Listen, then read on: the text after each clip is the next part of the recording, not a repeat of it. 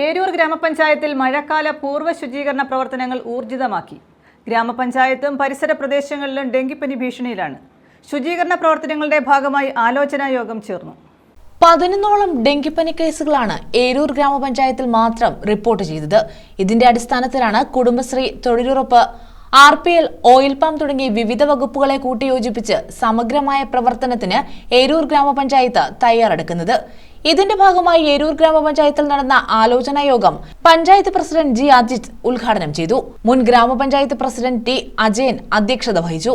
ഗ്രാമപഞ്ചായത്ത് അംഗങ്ങൾ, കുടുംബശ്രീ, തൊഴിലുറപ്പ്, ആരോഗ്യവകുപ്പ്, RPL, ഓയിൽ പാം തുടങ്ങി വിവിധ വകുപ്പുകളിലെ പ്രതിനിധികൾ യോഗത്തിൽ പങ്കെടുത്തു.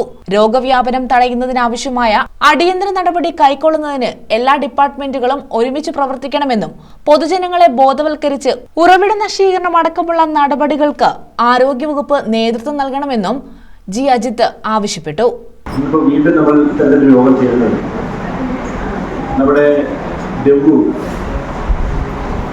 നമ്മുടെ പഞ്ചായത്തിൽ 11 കേസുകളാണ് റിപ്പോർട്ട് ചെയ്തത്.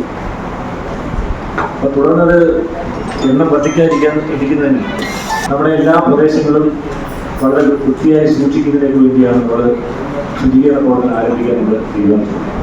നമ്മുടെ ഗ്രാമപഞ്ചായത്ത് ഭരണസഭ കഴിഞ്ഞ ദിവസം കൂടി എല്ലാ വാർഡിലേക്കും അടിയന്തരമായി 10,000 രൂപ നൽകുന്നതിന് തീരുമാനിച്ചിട്ടുണ്ട്. അത് ഇന്നും നാളെയുമായി സെക്രട്ടറിയായിട്ട് നമ്മുടെ വാർഡ് സാനിറ്റേഷൻ കമ്മിറ്റിയിലേക്ക് അപ്രൂവിലേക്ക് നൽകുന്നു.